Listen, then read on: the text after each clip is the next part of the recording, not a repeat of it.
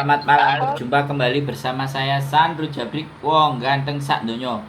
Mohon untuk tidak menyebutkan nama dan identitas dalam perobrolan ini karena perobrolan ini saya naikkan dalam konten YouTube. Gimana, Mbak?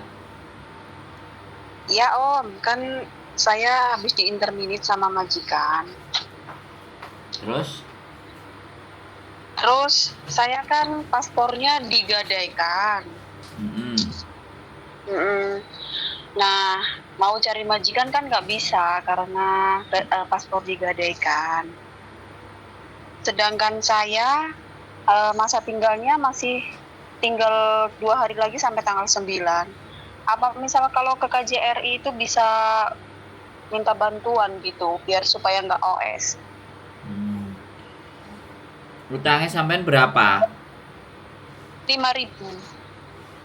Waduh. 5.000 ya nggak ada ya sampean. Nggak ada. Buat nebus ya nggak ada ya wis. Iya. Soalnya pas keluar itu kan saya ada pinjaman sama teman, jadi uang interminate itu udah buat bayar ibaratnya kan pakai data saya.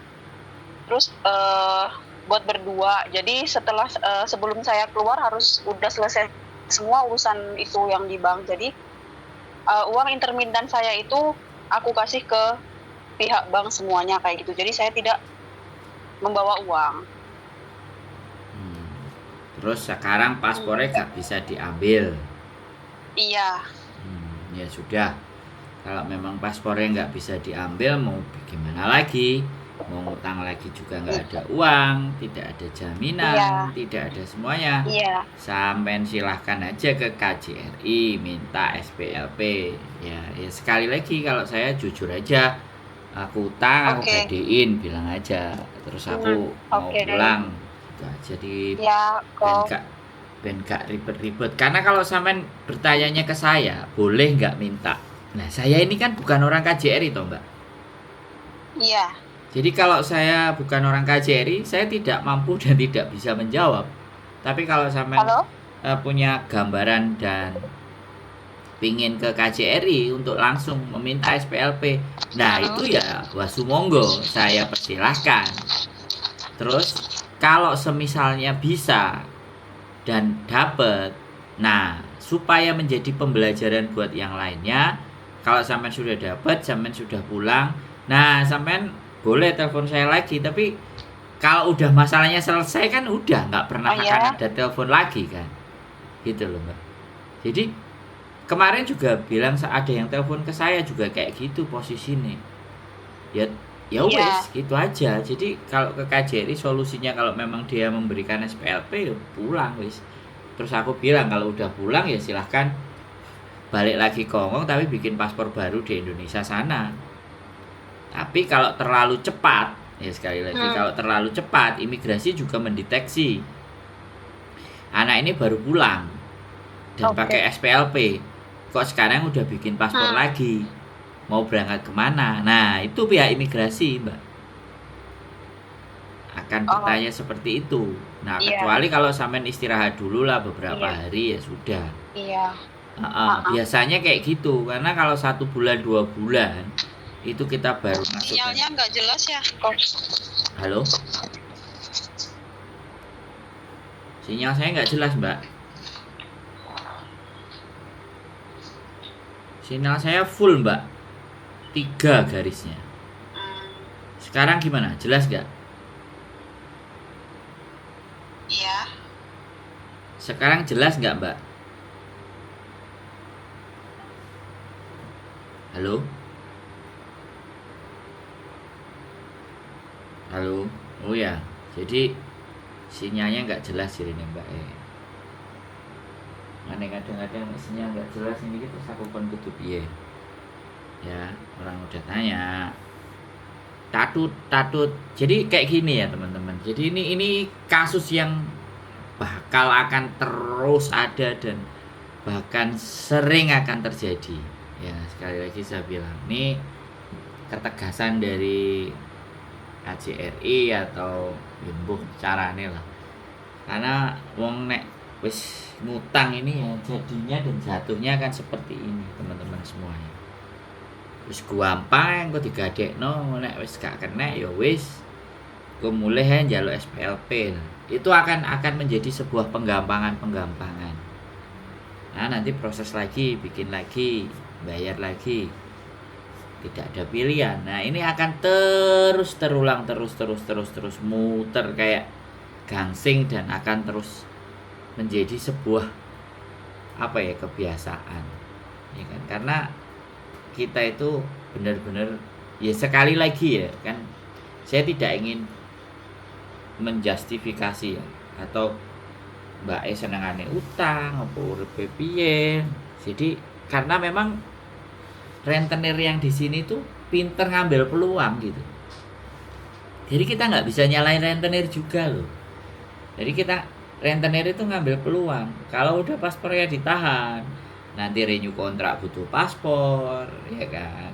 Apalagi kalau dilihat visanya udah mau habis, itu pasti dicairin duitnya, cepet sekali nyairin.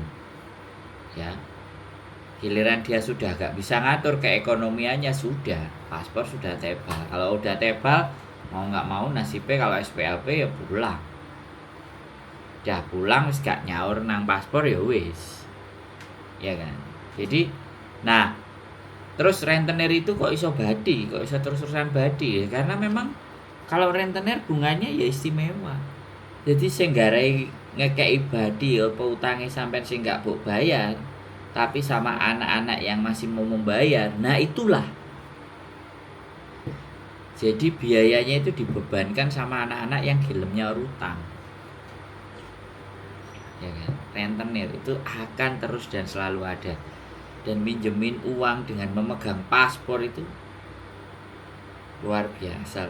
Ini nggak tahu apakah ini bisa ditindak secara polisi, ya kan. Tapi yo wonge dhewe sing duwe paspor menyerahkan, ya kan.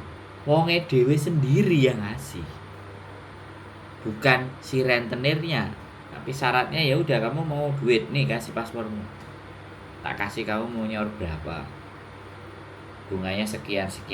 Dah ini dilema luar biasa ya. Sekali lagi, terus nek YouTuber ini sone opo sangat gak bisa. Saya pernah juga mau diajak konten sama rentenirnya yang gara-gara mangkal sama YouTuber jadi nggak sempet tak telepon, pinginnya langsung tak temuin nanti.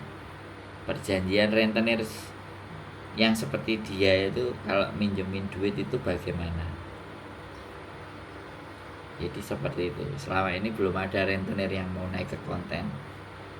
Rentenir cuma ngasih tahu lokasi tempat, kalau mau pinjam duit cair cepat, dan cuma 5.000. Ya oke lah, 5.000 kita nggak bisa bilang cuman. Tapi nek wong wis gak duwe duit, sithik gak duwe duit, ya kan.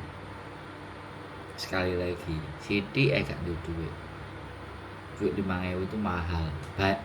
Buat 5.000 itu berharga sekali. Ya sekali lagi ya hati, kompromikan dulu ya. Terus tadi ceritanya Mbak E patungan karo kancane utang, lho harus utangnya koncone selamat, dhek sing gak selamat, ya itu resiko. Dan bagi saya orang yang utang itu udah pasti tahu resikonya. Jadi bukan orang utang itu bukan nggak tahu resiko, dia sangat tahu terhadap resikonya. Tapi ya wis, ya kembali lagi yang punya hitungan mereka. Jadi saya cuma mendengarkan kasus dan saya menceritakan seperti ini. Nggak tahu ada tindakan tegas apa enggak, atau kalau rentenir ini tetap diberantas ya salah kita opo. Ya kan, perjanjiannya jelas, misalnya rentenir ya. Tapi kalau memegang data pribadi, KTP, paspor, sebenarnya itu juga sebuah pelanggaran satu. Tapi dia nggak diserahkan dengan sangat sadar. Teman-teman menyerahkan paspornya dengan sangat sadar. Ya. Jadi piye terusan nuntute? Pinjaman di Hongkong yang resmi bagaimana, seperti apa aja sudah ada, tapi tetap aja itu semuanya terjadi. Ya sama kasusnya. Kalau pinjam paspor itu sama kayak orang jualan di lapangan, di jembatan Mongkok, ya sama. selama masih ada pembelinya, selama masih digelar dan yang beli itu juga menikmatinya, maka penjual itu akan terus ada, guys. Ya terus piye supaya penjual itu gak enak? Yuk pikirin dewe. Kan jangan tanya ke saya. Selama masih ada simbiosis mutualisme, hubungan timbal balik yang saling menguntungkan, sing siji warak, ya kan? Sing siji warak, sing siji oleh duit, ya wis.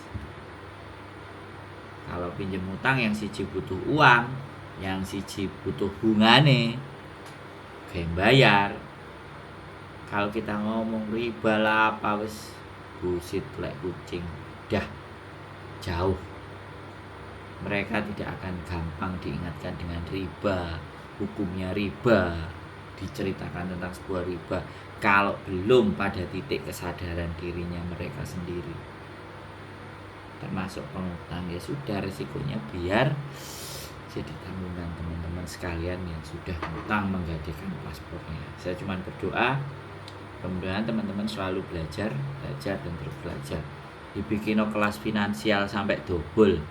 Kelas finansial itu banyak banget ngadain kelas finansial. Buktinya sampai sekarang masih jual paspor, masih ngedol ATM karena butuh duit. BU butuh uang. Yang dibutuhkan mereka itu bukan materi pembelajaran dan ilmu pengetahuan, tapi mereka butuh uang. Bisa nggak ngasih solusi uang? Ada yang bisa ngasih solusi uang, termasuk saya. Tidak juga akan memberikan pinjaman hutang. Nah ya aku gak di duit dipek bojoku, digowo bojoku kabeh. Keep stay tune my YouTube channel and see you next video. Bye bye.